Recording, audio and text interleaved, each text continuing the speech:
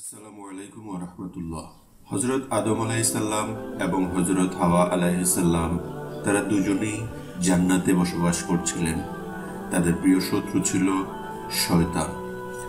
আল্লাহ তাআলা যখন তাদেরকে জান্নাতে প্রেরণ করেছিলেন তখন বলে দিয়েছিলেন, তোমরা সবকিছুই করো, শুধু তোমরা একটি ফলের কাছে যেও না, এই ফল কখনো ভক্ষণ করো না। কিন্তু শয়তান তাদেরকে প্রলোভন দেখিয়ে ধীরে ধীরে এই ফল খাওয়াতে বাধ্য করলেন। তখন তারা গুনাহগার হয়ে গেল এবং আল্লাহ তাআলা তাদেরকে জান্নাত থেকে বাহির করে দিলেন। জান্নাত থেকে বাহির করে এই দুনিয়াতে পাঠালেন এবং তাদেরকে বললেন, তোমরা যদি আবার চাও জান্নাতে যেতে পারবা, যদি তোমরা তোমাদের এই পাপ মোচন করে সৎ কাজে নিজেদেরকে নিমজ্জিত রাখো। তোমরা সবাই জান্নাতে যাবে, তোমাদের সন্তানরা সহ, যদি তারা সৎকর্ম করে। কিন্তু দুনিয়াতেও ছিল সেই শয়তানের প্ররোচনা।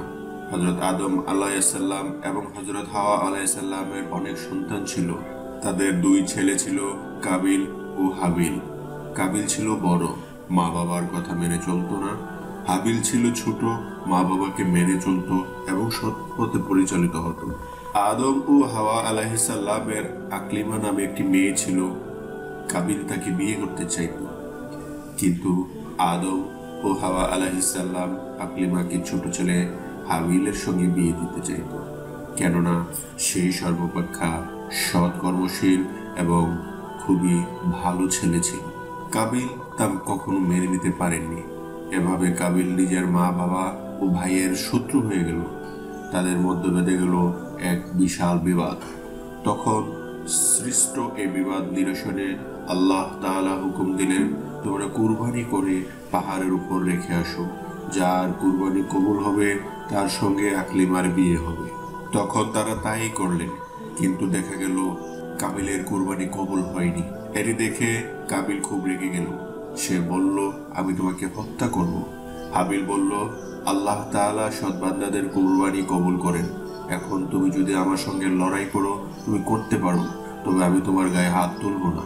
অবশেষে এর জের ধরে একদিন বড় ভাই কাবিল ছোট ভাই হাবিলকে হত্যা করল। এটি ছিল পৃথিবীর প্রথম মানুষ হত্যা।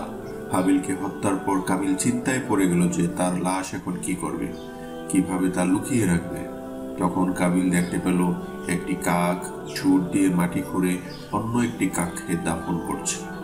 এটা দেখে কাবিলও তাই হাবিলের লাশ মাটির নিচে দাফন করে। এই ঘটনা জানতে পেরে হযরত আদম ও হাওয়া আলাইহিস সালাম খুবই কষ্ট পেলেন। সুপ্রিয় বন্ধুরা, আসুন আমরা সবাই সৎকর্ম করি, সৎ কাজে নিজেদের জীবনকে পরিচালিত করি। আল্লাহ যেন আমাদের সেই মনের আশা কবুল করেন। আমিন। আসসালামু আলাইকুম ওয়া রাহমাতুল্লাহ।